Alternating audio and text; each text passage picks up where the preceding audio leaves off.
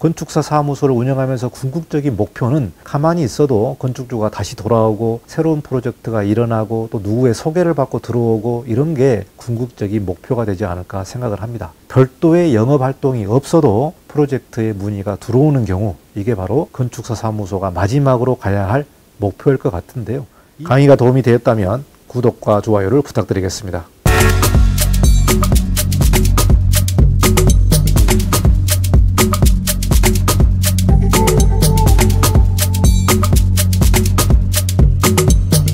자, 그리고 좀 몇 가지 팁을 좀 말씀드리면, 여러분이 사무소를 열었을 때 1년 최소 매출액의 목표를 설정을 해라.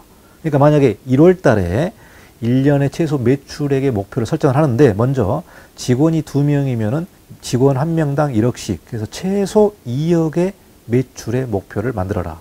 여기서 인건비가 뭐 41%고 외주비가 25%고 제가 지난 영상에도 말씀드렸잖아요. 그래서 66%가 차지하는데, 결국은 이제 1인당 매출액이 1억 정도는 돼야만 사무소 운영비도 내고 봉급도 가져가고 일정의 또 소득도 가져갈 수 있기 때문에 1인당 1억 정도로 보시면 될 것 같아요. 아무리 적어도 7천에서 8천 정도. 그래서 지금 12월인데요. 내년에 최소 매출액의 목표를 설정을 해라.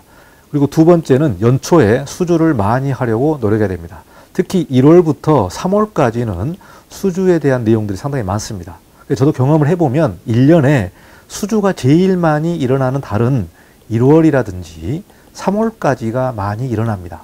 그리고 좀 한가한 달이 뭐냐면은 4월부터 6월, 뭐 7월 이 정도가 좀 한가한 경우들이 많습니다. 그래서 건축주들이 연초에 계획을 세우기 때문에 1월부터 3월에 수주를 많이 해야 됩니다. 이때 수주를 많이 못하면은 그 해는 상당히 좀 어려운 시기가 발생할 수 있습니다. 그래서 연초에 좀 설계비를 좀 내고 하더라도 수주를 많이 해놓은 것이 정말 출발을 쉽게 할 수 있다. 그렇기 때문에 연초에 수주를 많이 하려고 노력해야 된다.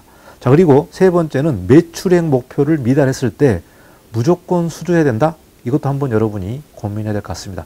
자, 2억의 매출을 잡았는데 3월, 4월까지 수주를 많이 못했다. 그러면은 남은 기간이 상당히 어려울 수 있습니다. 어려울 수 있기 때문에 여러분이 생존을 하고 서바이벌을 해야 되기 때문에 사무소 운영을 위해서 수주를 좀 해야 될 것 같습니다. 좀 설계비를 적게 하더라도 수주를 해서 사무소 운영을 버텨야 된다. 이게 매우 중요할 것 같고요. 그리고 여러분이 이제 프로젝트가 쌓이고 사진을 찍고 홍보를 해야 되는데 홈페이지를 만들죠. 홈페이지는 고객에게 어필하는 프로젝트로 좀 선별을 하는 게 좋을 것 같습니다. 선별. 모든 프로젝트를 홈페이지에 다 올리는 것보다 좀 괜찮은 프로젝트 위주로 홈페이지에 소개하는 것이 좋을 것 같아요. 고객에게 어필하는 프로젝트로 홍보에 선택을 좀 해야 될 것 같다. 자, 다섯 번째는 기타 홍보, 광고, 블로그 활용을 통해서 영업과 수주 전략을 수립을 하는 것이 좋을 것 같습니다. 자, 이 내용은 건축사 사무소를 오픈했을 때 어느 정도의 실적이 쌓이고 경력이 쌓이고 뭐 5년, 6년 이렇게 좀 업력이 얼추된다면은 이러한 내용들을 좀 고민하지 않을까 생각을 합니다. 저 역시 이 내용을 가지고 계속해서 고민하고 있는데요. 지방일, 그러니까 서울 같은 경우는 지방이고 그 지방도 어디를 기준으로 할 거냐. 그리고 여러분이 지방에 있다면은 멀리 있는 지역의 프로젝트에 문의가 들어왔을 때 이거를 할 것인가 말 것인가. 이거를 왜 고민을 하죠? 지방일 같은 경우는 출장을 가야 되고 만약에 프로젝트를 진행했을 때 뭐 감리도 어렵고 또 그 사정이 있기 때문에 지방일 같은 경우는 또 비용하고도 관련이 되겠죠. 설계비에 관련된 내용도 있습니다만은 지방에서 좀 떨어지다 보니까 아무래도 좀 업무 처리하는데 시간이 좀 걸리지 않습니까? 그래서 여러분이 사무소를 운영할 때에 프로젝트가 멀리 있는 경우에 이거를 내가 다 수행을 할 수 있을까? 그래서 업무에 효율적으로 내 사무소가 있는 지역의 일을 할 것인가 아니면은 지방 일을 할 것인가 이 고민도 여러분이 해야 될 것 같습니다. 자, 두 번째는 소규모 꼬마 빌딩이라든가 다세대 다가구 이런 프로젝트도 할 것인가 말 것인가.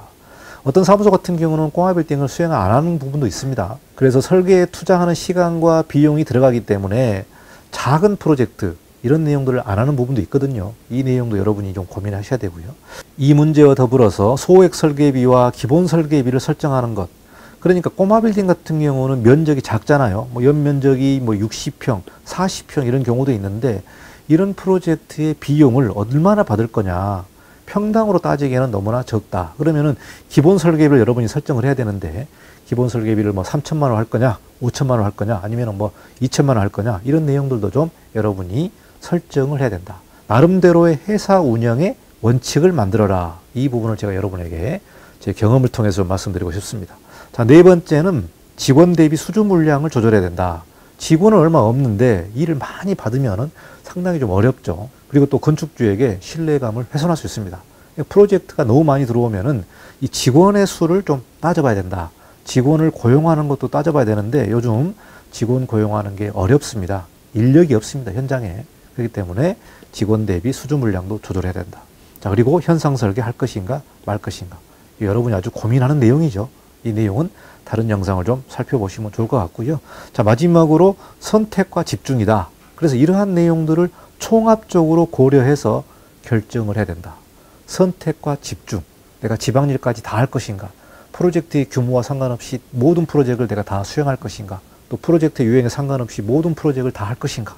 이 내용도 여러분이 좀 고민해 보시고, 설계비도 고민해 보시고, 지방도 고민해 보시고, 이 부분들을 총합적으로 고민해서 결정을 해야 될 것 같습니다. 그래서 선택과 집중을 해야 된다. 그래서 여러분이 이제 사무소를 운영을 하다 보면은 이런 부분들을 자연스럽게 고민하면서 여러분 회사에 맞게 이렇게 운영의 원칙을 만들 가능성이 매우 높다. 저 역시 처음에는 많은 프로젝트를 했고 지방일도 했습니다만은 프로젝트가 어느 정도 돌아가고 안정이 되면서 자, 여기서 내가 어떻게 할 건지 정리를 하면서 사무소를 운영하게 됩니다. 또 그런데 사무소 운영하다 보면은 좀 어려운 시기도 있잖아요. 그러다 보면은 지방일을 안 하다가 또 할 수도 있고 소규모를 안 하다가 할 수도 있고 굉장히 좀 유연적으로 사무소 운영에서 좀 판단을 하시면서 영업과 수주 전략을 마련해 보는 게 좋을 것 같다는 생각이 듭니다. 건축사 사무소를 운영을 하고 문 닫을 때까지는 항상 이 영업 수주 전략을 고민을 해야 됩니다. 그러나 이제 프로젝트가 쌓이고 실적이 쌓이고 기간이 늘어나게 되면은 그렇게 특별하게 영업 활동을 하지 않더라도 일이 계속해서 들어오는 경우가 있기 때문에 건축사 사무소를 운영하면서 궁극적인 목표는 가만히 있어도 건축주가 다시 돌아오고 새로운 프로젝트가 일어나고 또 누구의 소개를 받고 들어오고 이런 게 궁극적인 목표가 되지 않을까 생각을 합니다. 별도의 영업 활동이 없어도 프로젝트의 문의가 들어오는 경우 이게 바로 건축사 사무소가 마지막으로 가야 할 목표일 것 같은데요. 이 부분은 여러분이 한 10년 정도의 업무를 쌓다 보면은 저절로 돌아가지 않을까라는 생각을 합니다. 여기까지 건축사 사무소 창업 11번째 영업 수주 전략에 대해서 여러분과 같이 고민했습니다. 다음 시간에는 마지막 단계인 비즈니스 성장에 대해서 같이 고민해 보도록 하겠습니다. 강의가 도움이 되었다면 구독과 좋아요를 부탁드리겠습니다. 감사합니다. 이건용 건축사였습니다.